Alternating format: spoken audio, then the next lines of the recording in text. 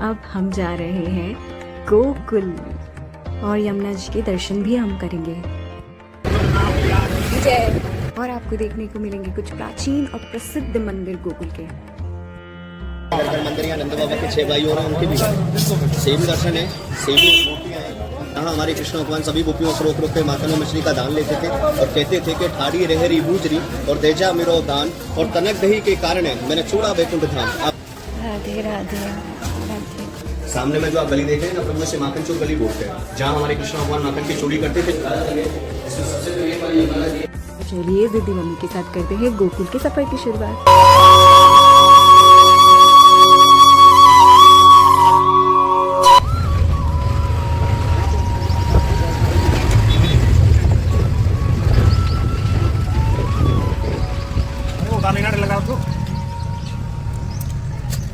अपनी साइड में करेंगे।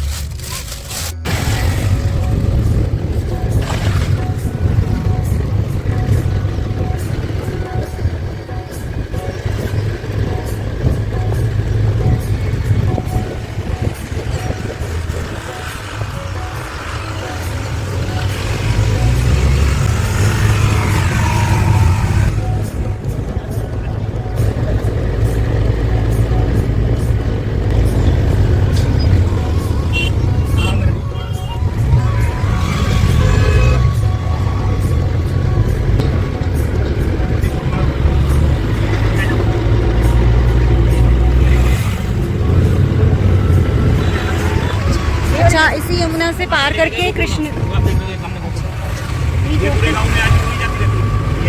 इसी यमुना जी से लेके गए थे कृष्ण जी को। ये यमुना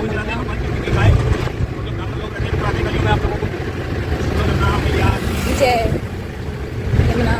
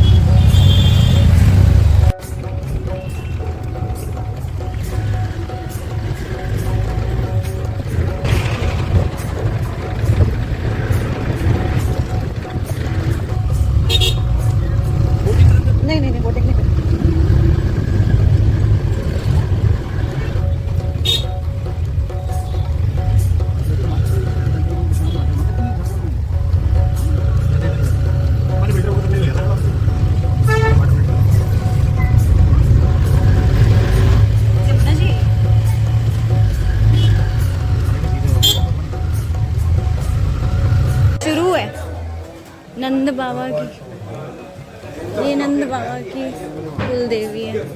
यहाँ पहुँचते ही हमें ये व्यक्ति मिले, ऑटो वाले भैया ने हमें इनसे मिलाया ताकि ये हमें यहाँ के मंदिर घुमा सकें और यहाँ के मंदिरों की महिमा बता सकें।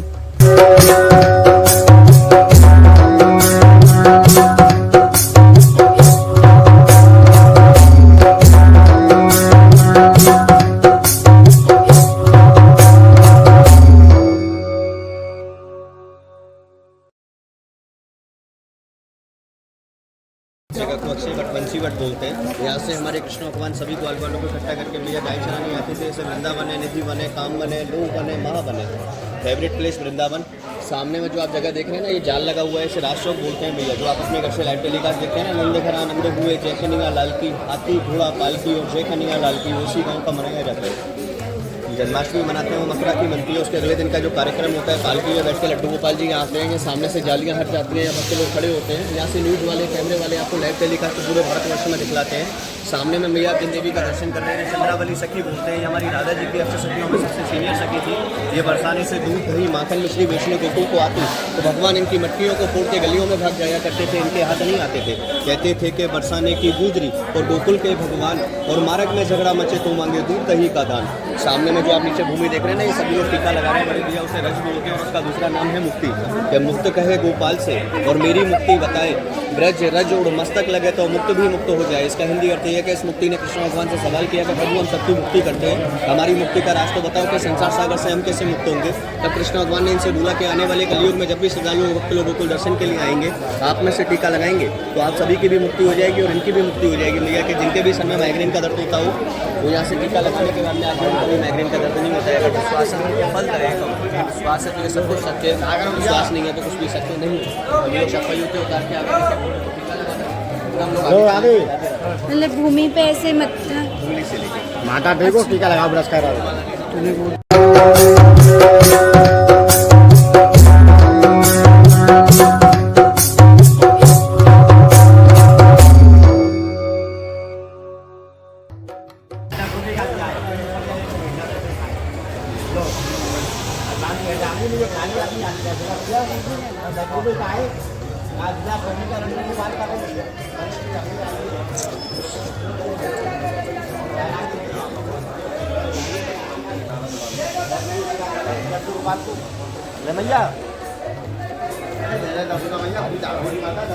मेन मंदिर नहीं है। अच्छा, कृष्ण भगवान का घर है, एक नंद बाबा का हाउस है।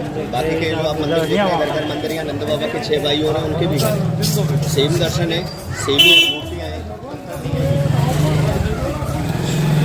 आ जाने दो भैया, होती है इस गली को दान गली बोलते हैं। पैसे वाली दान गली नहीं, माखन और मिश्री वाली दान गली, जहाँ हमारे कृष्ण भगवान सभी गोपियों से रोक रोक के माखन और मिश्री का दान लेते थे और कहते थे कि ठाड़ी रहरी बूजरी और देजा मेरो दान और तनक दही के कारण मैंने छोड़ा बैकुंठ धाम। आपके माखन और आपके मिश्री के लिए मैं अपने बैकुंठ को छोड़ के आया हूँ, तो आपको मुझे माखन और मिश्री का दान देना पड़ेगा।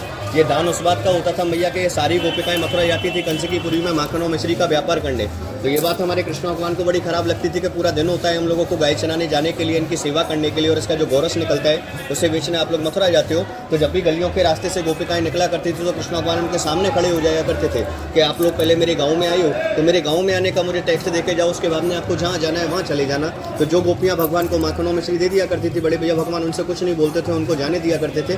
पर जो गोपियाँ नहीं देती थी उनकी मटकियों को फोड़ दिया करते थे।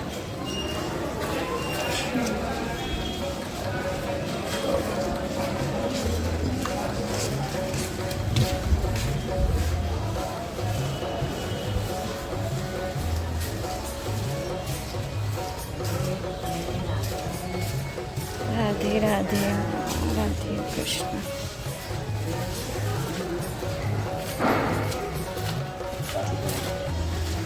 गायों की भूमि है, ये तो बनता है इधर। हाँ बिल्कुल।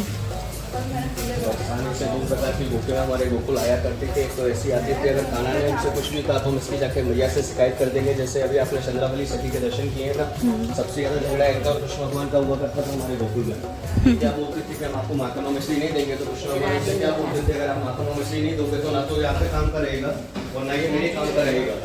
दूसरी गोपियाँ ऐसी आती थी अगर हरी हमें लूट भी लें तो हमें कोई प्रॉब्लम नहीं है। जब भी वो बरसाने से निकलती थी तो एक बात कहती थी कि जहाँ चले जहाँ जाइए और जहाँ बसे ब्रजराज और गौरस बेचत हरी मिले, एक पंथ दो काज के हम अपना गोकुल जाके माखन और मिश्री तो बेच ही आएंगे, प्लस हमें हरी के भी दर्शन हो जाएंगे। तो यह गोपियाँ इस कारण बसाया करती थी।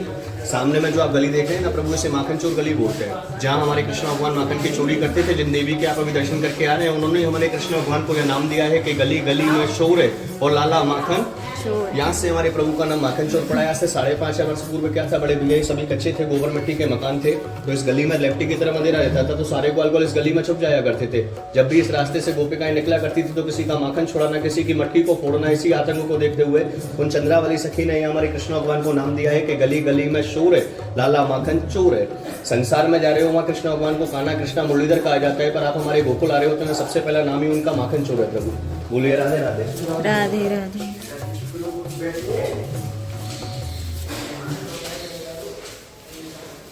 हमारे कृष्ण भगवान को गए हुए तो 5.5 वर्ष हो चुके हैं, पर भगवान के समय की आज में कुछ चीजें हैं तो उनके समय से राज नहीं है। इसमें सबसे पहले हमारी यमुना नदी है जिस बैराज को आप क्रॉस करके आए हो। दूसरा गिरिराज जी का गोवर्धन पर्वत और तीसरी ये भूमि है जिसके ऊपर आप चल रहे हो। बाकी के आजू बाजू के स्ट्रक्चर देखते हैं, मकान देखते हैं, उस समय का रहता है, बढ़ता रहता है। आने वाले समय में बहुत अच्छा लग जाएगा। मेन चमत्कार जो है वो ऊपर बंदर है और यहाँ पे मोबाइल को रख लीजिए, चला जाता है उसी तरफ उसका घर है, यह घर बना के नहीं रहता है। दूसरा, इस गांव में कोई मूर्ति नहीं और एक कोई मूर्ति का दुकान नहीं। आज गाँव से पहचान के आते हैं, आपके चप्पल जूते पॉलिश करेंगे, सिलेंगे, 2 पैसे आपसे कमाएंगे और वापस बाहर गाँव को चले जाएंगे।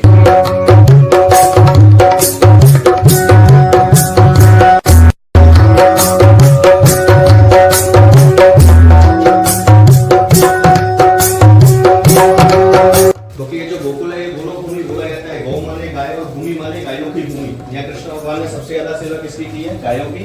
गायों के अंदर से निकलता है गौरस, जिसका उन्होंने सेवन किया है। एक गाय के अंदर में 33 कोटि देवी जिसका वास करते हैं। कोटि का मतलब करोड़ नहीं होता है, कोटि का मतलब होता है 33 प्रकार के देवी जिसका गाय के अंदर वास करते हैं।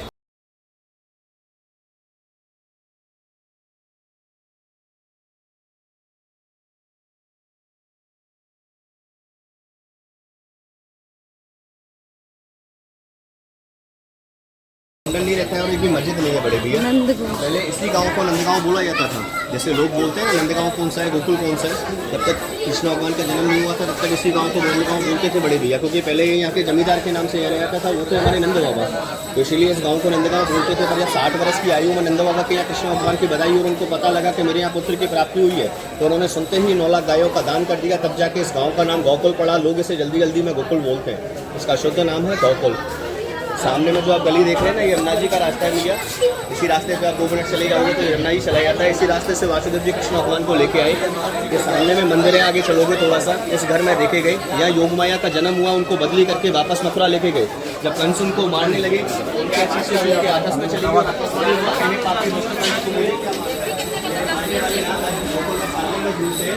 ये वही देख रहे हैं जो विंध्यवासिनी के नाम से विंध्याचल पर्वत के नाम से जन्म यहाँ हुआ है, उसी विंध्याचल पर्वत पे जाती है।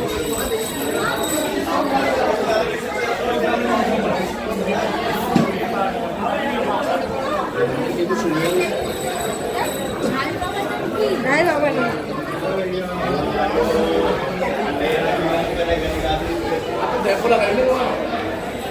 बंद, यहाँ बंद कर